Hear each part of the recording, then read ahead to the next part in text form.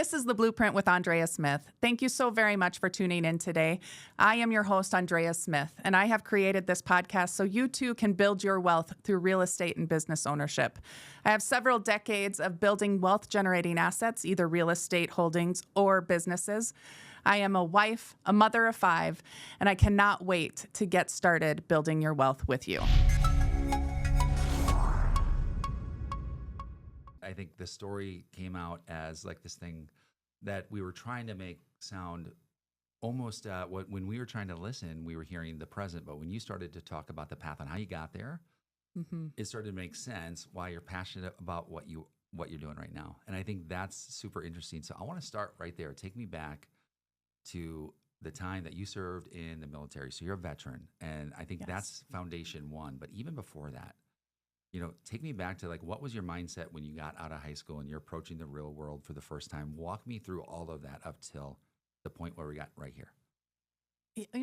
When I first went to college, I was following my uncle's steps because for me, growing up, watching him and his family and his 3 kids and living in the big city of Sioux Falls, South Dakota, it just seemed like a life that I really wanted to achieve. And he was an engineer. So I decided, well, then if to create that life, I needed to be an engineer. Yeah. So I went to South Dakota State University. What a great influence. Yes. Oh, great. I am very blessed with some really great family. Yeah. And so I went to South Dakota State University, enrolled in mechanical engineering and musical theater, realized that I lost myself in calculus a lot more than I did enjoy being on stage. And the rest was I really needed to pay for college. Yeah.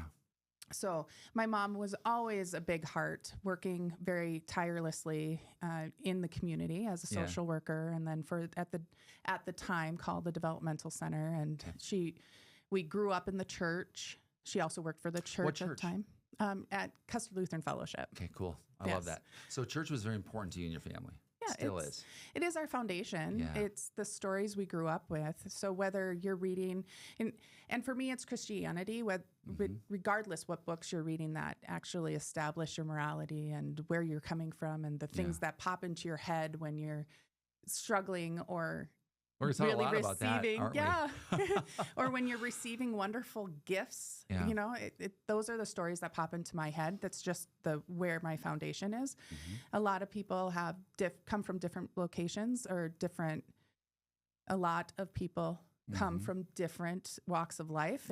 That's just where my foundation was founded. Yeah. Well, it's yours, and this story now is kind of making its way through. I got to tell you, if you're out there listening, you've probably seen Andrea down at Josiah's a few times. I know every time I make it downtown, there's a little knuck high five or a hug, because I think what I'm seeing that you probably aren't seeing, which is the fun part, is I get to see you grow in real time.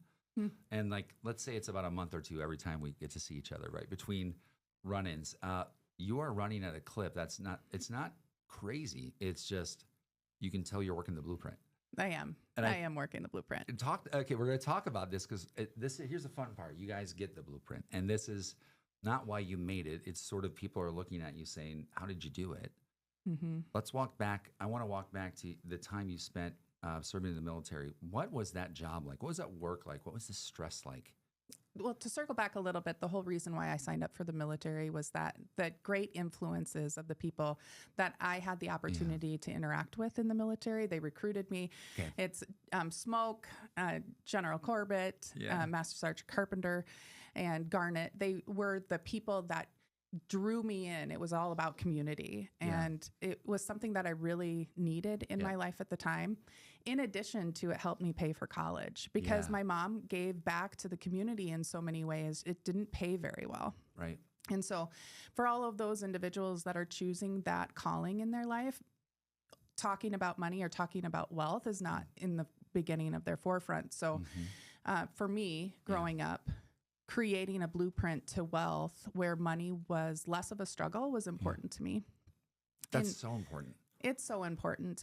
And for me, I want to give this gift to everyone, every individual, every business, that to be able to walk in life where you feel like you're free enough to make your own decisions and that you don't have to do things because you need a paycheck.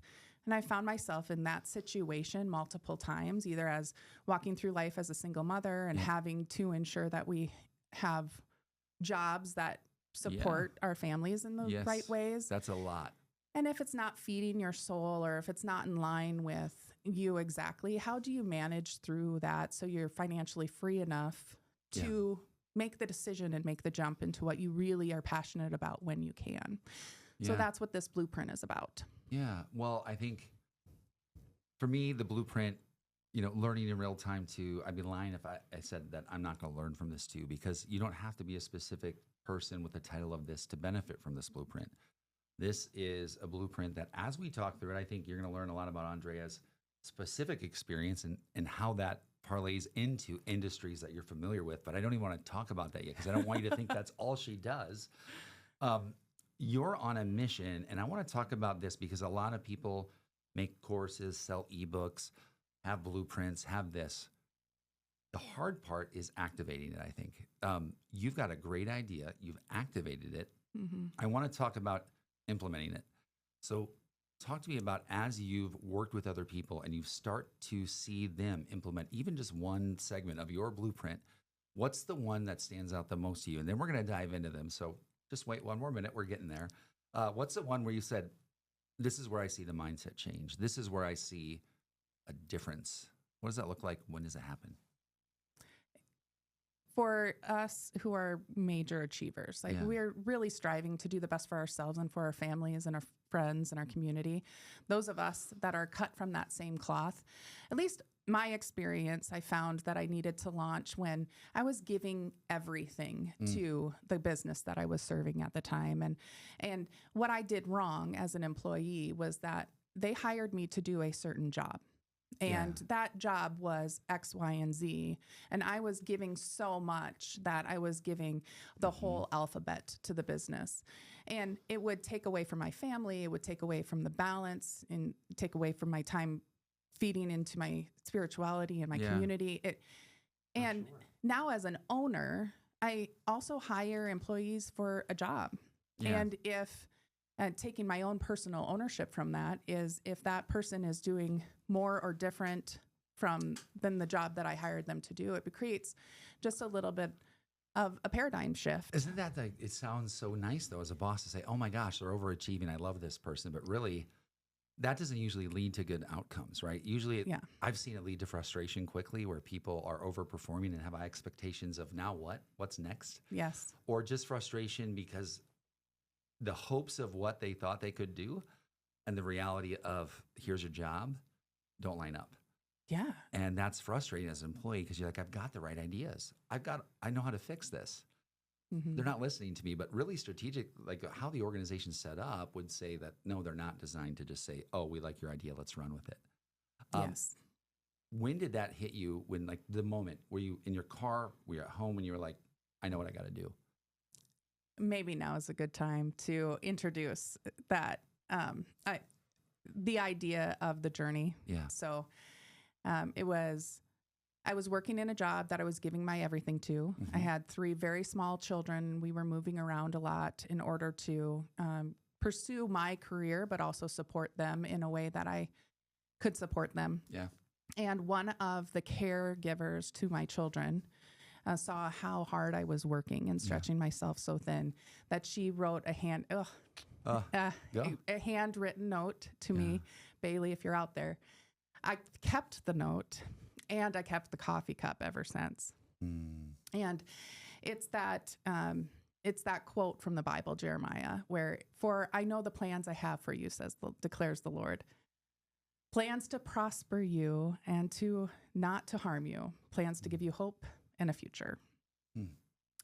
And though I thought I would be an engineer, and I was so competitive, and I had lost track that the relationship is the most important part. I was competing against my peers. I was competing against everyone in college, because I felt that if I achieved, those achievers, if I achieved, I would find some the community I was seeking. I have no idea. I was achieving, and I just had to be the best, and therefore I will win. Yeah. but what was I going after? Right. And then because of the military, we were at wartime and the military needed more females in the Signal Corps. I thought that if I went into engineering corps, I would be able to get my professional engineer 1 year before my peers, because I would be able to take the second test for professional engineering in 4 years instead of 5. And I would be then ahead of my peers. But I got enlisted into the Signal Corps. So not my plan, is God's plan.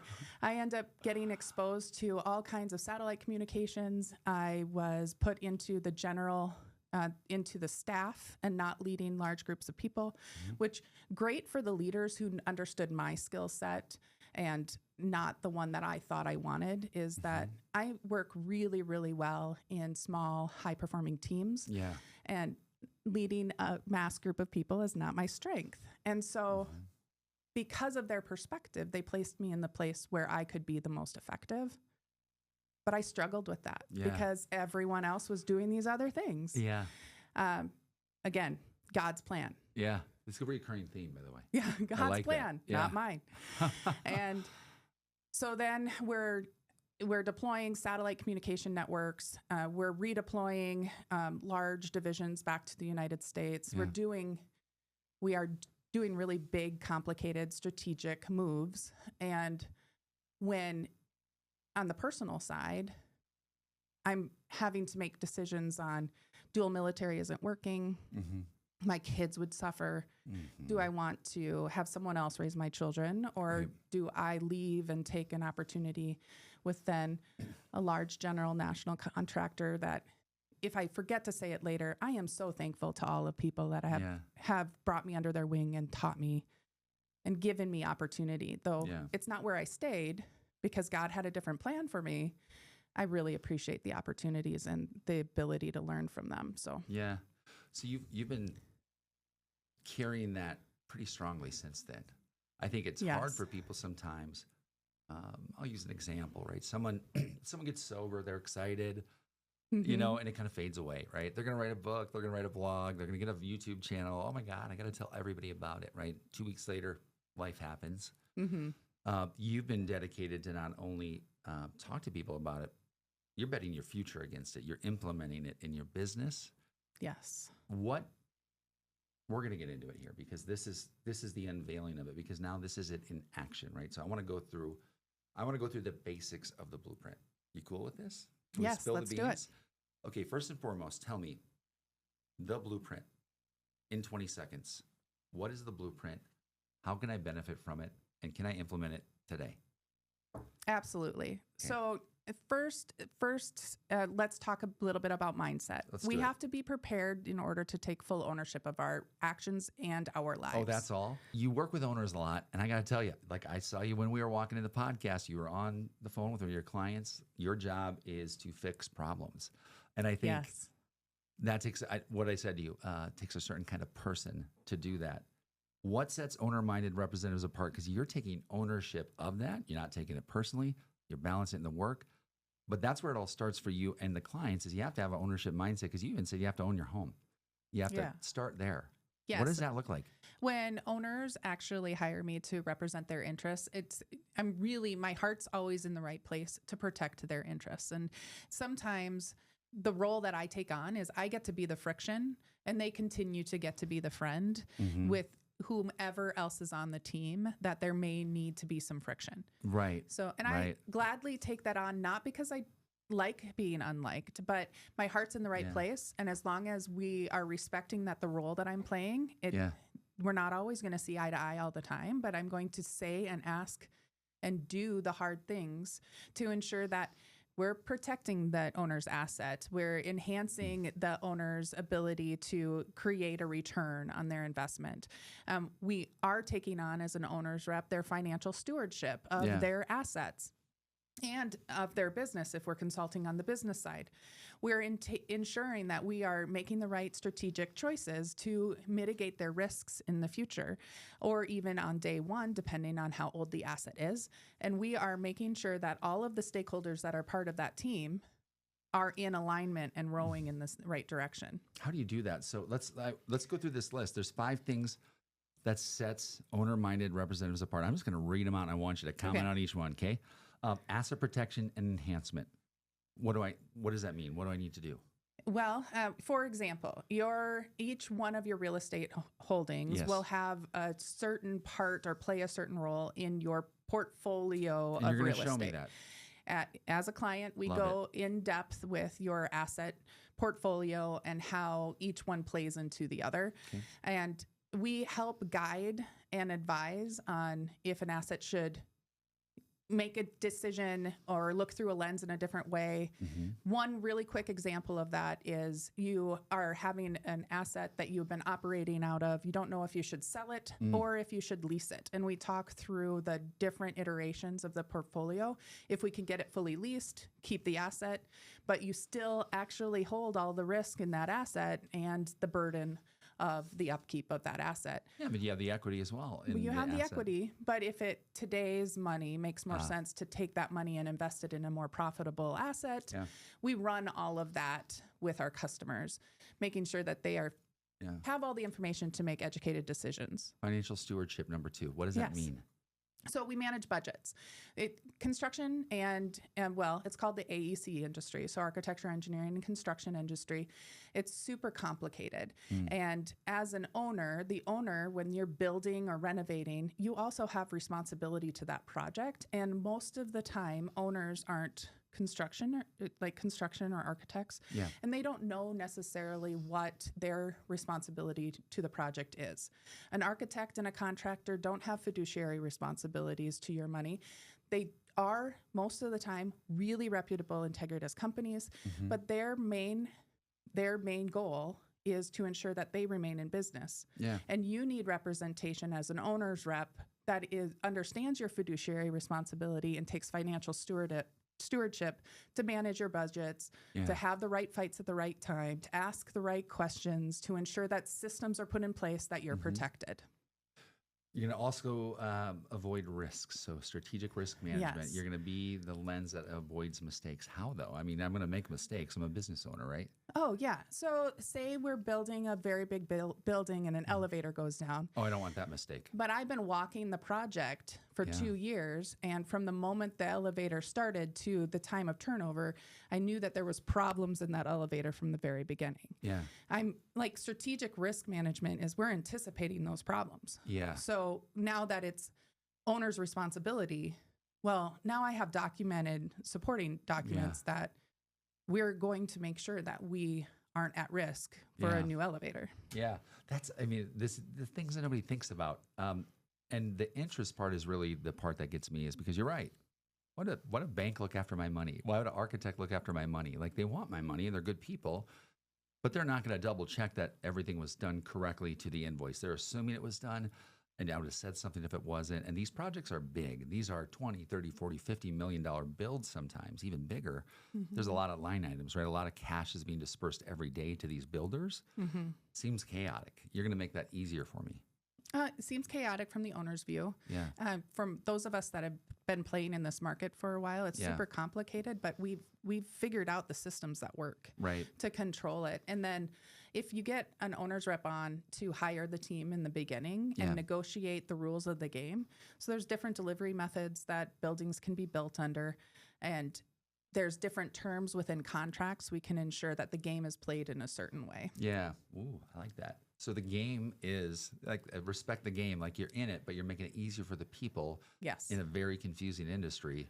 Yeah, and I liken it to those really, really complicated strategic games where everybody who is playing the game is all on one team, and we're playing against the team or against the game. I like that. And so the game has it's a board that there's multiple different strategic games that you play against the game.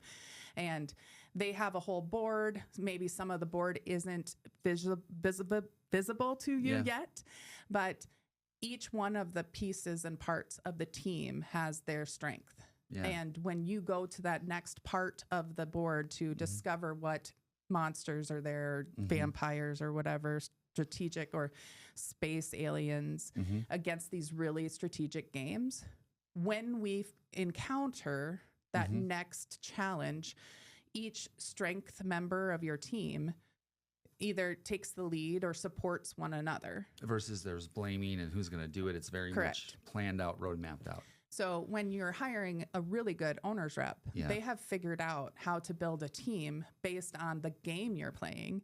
And then when things arise, because they always arise, then the team is willing to help clean off the fan after the shit has hit it. Yeah. So if I'm out there listening to you right now and I'm going to owner's rep, wow, I guess I'd never thought about it this way before. What have they maybe seen today where they've said, okay, I've done it this way. What you're proposing is this way. Have they just gone straight with, here's the construction company, here's the architect, and here's the bank?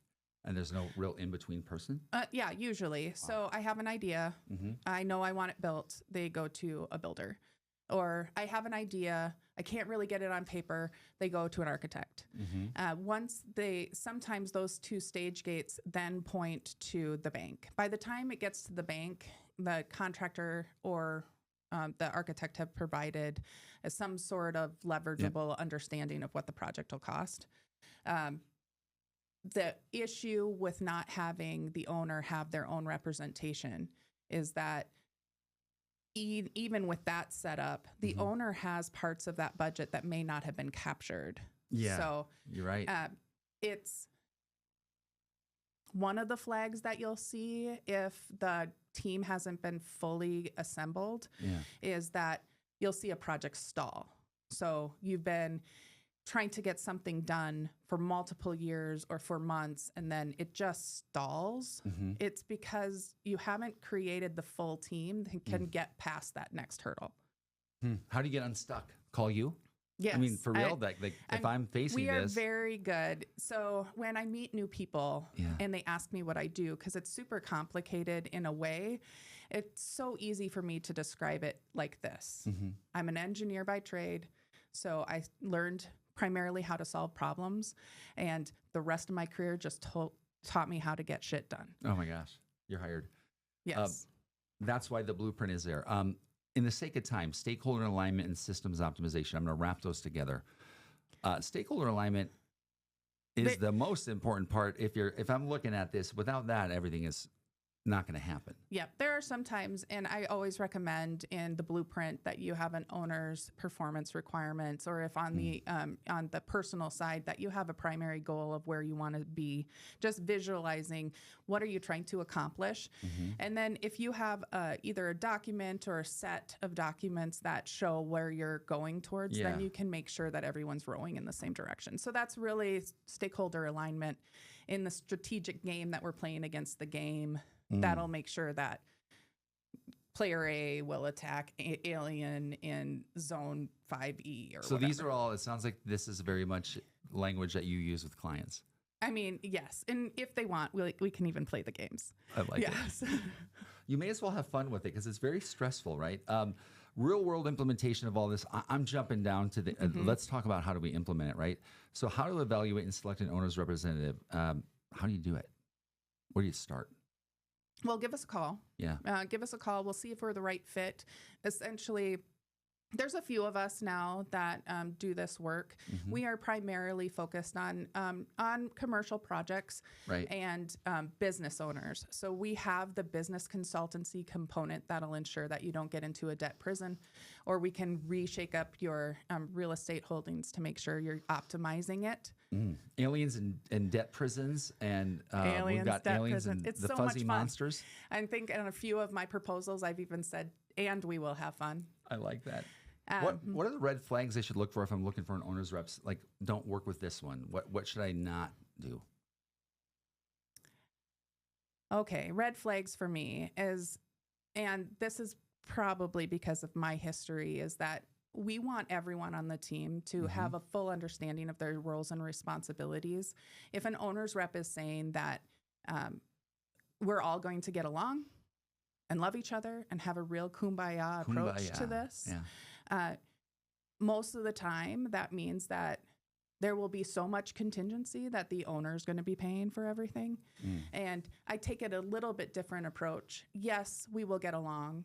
We will understand who is doing what, when, but we may not always get along all the time, because we will have the hard conversations when they need to be had. Yeah. Well, So do you help those hard conversations happen? I will lead them Yeah. when the trust has been built up enough that the owner will trust me enough to have those conversations. How do I select an owner's representative? Because this sounds awesome, but I also don't want to pick the wrong one. And I also need to know what red flags to look out for, because it can't all be as good as you. So tell me, how do I do that? Well, let's actually reach out to us, see if we're a really good fit for you. And then if not, we are from the mindset that rising tides lifts all boats. And if we aren't the right fit for you, we can find one for you. Yeah. Now, the red flags when you are interviewing owners reps is really try to avoid owners reps that are really like, it's all about the team. And we have a really integrated team. We don't run into issues. We solve the issues together. We put on face masks. We go it's all about kumbaya. And now I love kumbaya. Me too, but the revenue's got to happen first. My 4 things that you need to know, key takeaways for the listeners, is that the prosperity blueprint really starts with a mindset shift. We need to start taking full ownership of your own life and thinking like an owner. You get to create the life that you want, whether it's your personal life or the real life of your business. So first, it's your mindset shift. Second, it's your strategic approach. Really create a vision of what your life is going to be like, or your business is going to provide. What value is it going to add into the world? And make every decision based on that lens. Yeah. And revisit often, I suppose. Revisit often. And if you need to pivot, be the best friend's pivoter and get that couch up the stairs. Yeah. So, oh my gosh, I love that. Skills development is number 3. That's why I advocate you need to be an employee before you can really be, not everyone, but most people will need to be an employee and learn from the masters in order to be able to imitate, iterate, and then innovate. Network building, it's all about community in the end. Really cultivate your relationships. Long-term relationships are really important with actual owners, entrepreneurs, other like-minded individuals that want to own their own story and own their own life. Is that what you're doing at Josiah's every morning for an hour? Yeah. Not every morning. Yeah. It just seems like every morning I'm there, you're there too. That's the blueprint in action. Very good. So when I meet new people and they ask me what I do, because it's super complicated in a way, it's so easy for me to describe it like this. I'm an engineer by trade, so I learned primarily how to solve problems, and the rest of my career just taught me how to get shit done. You build. I love these. You've got all these. You can tell there's names of things very specifically that you put together, which is. I want to walk into a story here and kind of let's humanize all of this. You worked with the Furniture Mission. Yes, I love. Yes, this is a fun story. Great mission. Let's talk to us, because now this is the blueprint in action. Tell us. Yes. Well, and this one's really tough because their original partners were, and still are, incredible partners. And they had put together an incredible team in 2019 that was moving towards a path that was going to work. Yeah. At that time. But everybody knows what happened in February, March of 2020, and then the correction in the construction market that happened after that. Prices of wood. And everything. Everything. And the uncertainties. I mean, the uncertainty still feels like it's here. Yes. And I love history. I love military history. I've actually, when that whole pricing correction happened, I went back and tried to buy as many of the estimating books as I could to understand if we've actually gone through that as an industry in the past, and we have. Yeah. And both times it has happened, huge innovation happened in that crux. Exciting. It is super exciting. So that project, as it was known that day with that team, 7 years later, had to change in order for it to happen in today's world. So at that time, that was actually God's calling for me to stand up, pick up your mat, follow me. Yeah. That was that moment in my life when Janine, the executive director of the Furniture Mission, stood up in front of the sales and marketing executives, a huge room full of business leaders in the community, and said, The speaker at the time was talking about mindset. Yeah. Mindset. It's Yeah. all the things. Saying, and she was reframing it in her mind, and she's been struggling for 7 years trying to get this to go. I mean, the team was struggling against the reality. I get to build this building. And I looked up at her and I'm like, it's so much fun. Yes, you get to build this building. Yeah. Let me help you. And so that's fun. I left the business that I was serving at the time, and I thank God for her. Thank God for the furniture mission. She was my bridge. I was very lonely at times. Yeah. Super lonely. And if gender played a role in that, I'm sure it did. Sure. And to ignore that there are differences in experiencing the world based on gender, that would just be a fallacy.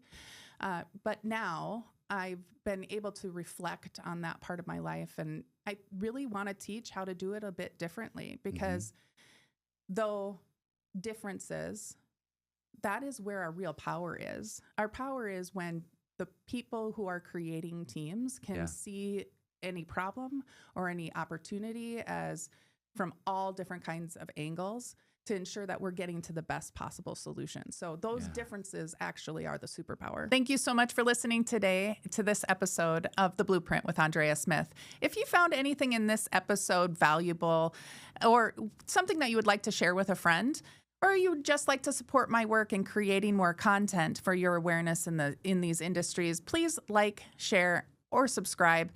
I'd love to connect with you on either through our website at advisetobuild.com or checking any of the links below. Again, thank you so much for tuning in.